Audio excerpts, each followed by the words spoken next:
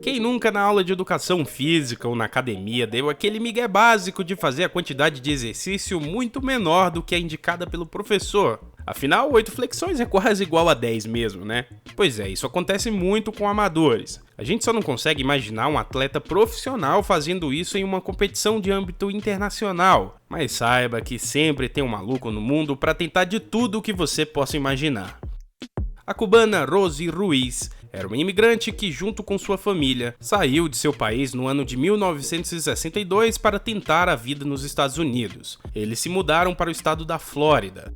No início dos anos 70, ela se mudou mais uma vez, só que agora para Nova York em busca de trabalho. Ela recebeu uma oferta de emprego da empresa Metal Trades e ela aceitou. Rosy conseguiu se estabelecer na empresa e permaneceu lá por muitos anos. Nesse período em que sua vida estava entrando nos eixos, com a cidade nova, com emprego legal, Rosy se meteu numa confusão sem precedentes, que gerou uma das histórias mais bizarras do mundo do atletismo.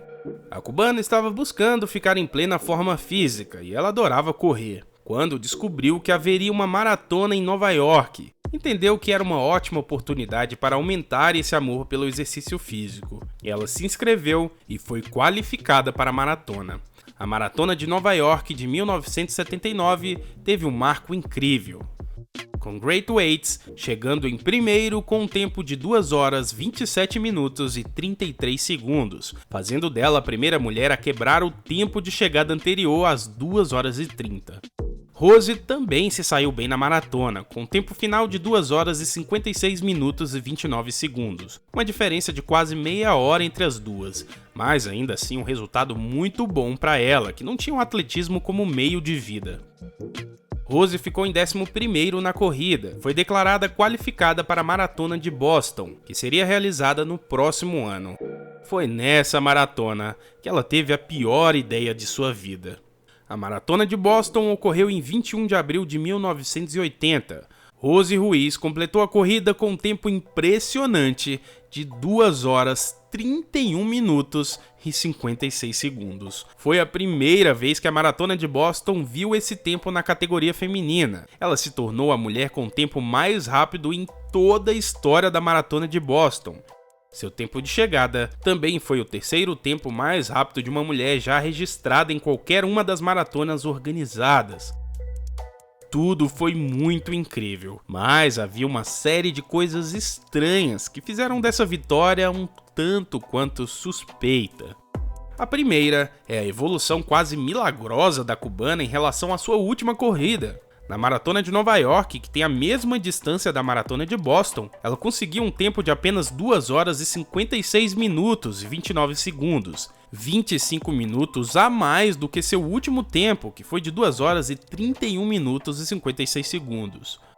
Como alguém conseguiu evoluir tão rápido? Foi o que intrigou a ex-atleta Catherine Switzer, a primeira mulher a correr oficialmente a Maratona de Boston em 1967, que como entrevistadora não perdeu a oportunidade de perguntá-la logo após a corrida. Ruiz disse que não sabia o motivo de sua evolução. Rosy Ruiz, the women's winner in the Boston Marathon today with a time of 2:31 and change. Now we don't know how many seconds that is. It may be a new American record. What was the time in your first ever? Quando Catherine seguiu perguntando se ela estava treinando com o uso de intervalos pesados, Ruiz confessou que não sabia quais eram os intervalos, algo trivial para um atleta profissional.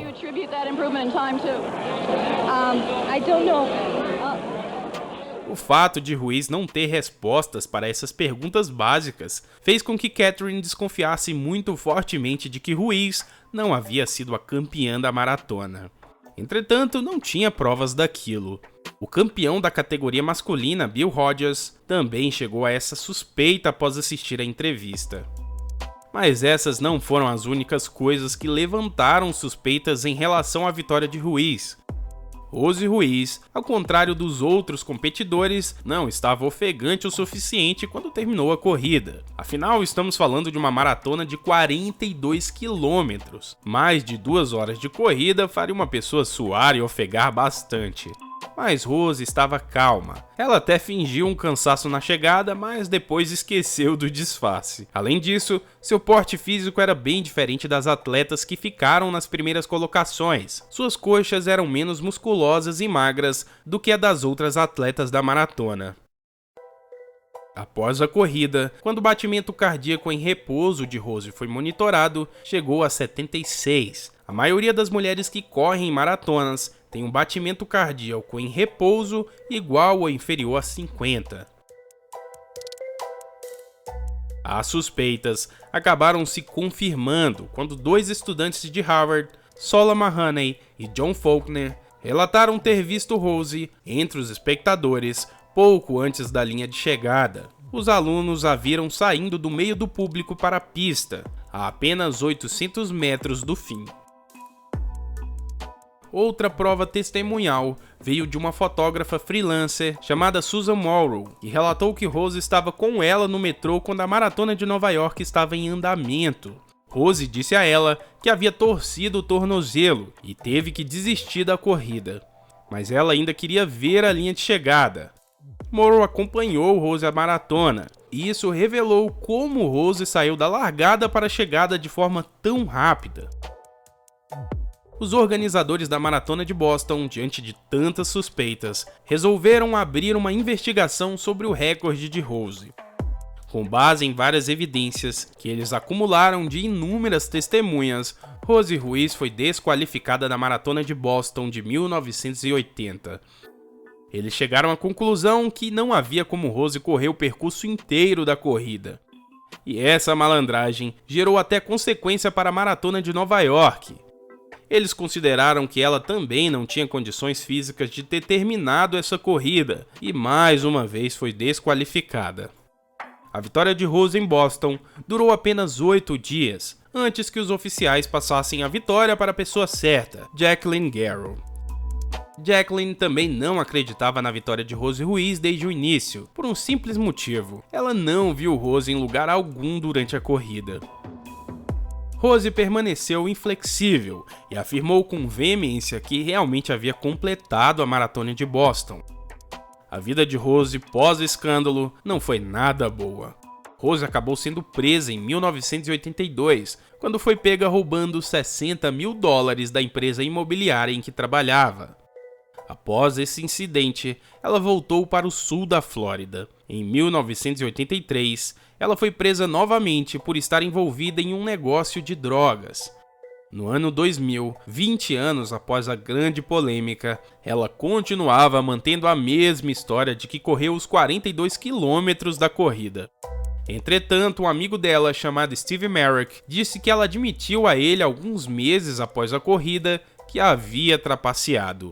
Ela contou tudo, como chegou a 800 metros do fim da corrida tão rápido, como foi parar na multidão, por que resolveu pular para a pista. Tudo batia com a investigação. A única coisa que Rose não imaginava é que ela havia sido a primeira a cruzar a linha de chegada. Ela acreditou que outras participantes já haviam passado pela linha.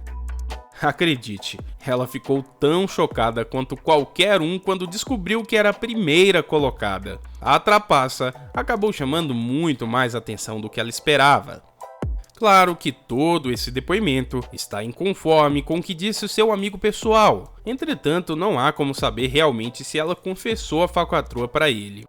Rose faleceu nesse ano de 2019, vítima de um câncer aos 66 anos, e até o último momento de sua vida, continuou afirmando para o grande público que ela venceu a Maratona de Boston de 1980 pelos próprios méritos, e que merecia a medalha de ouro.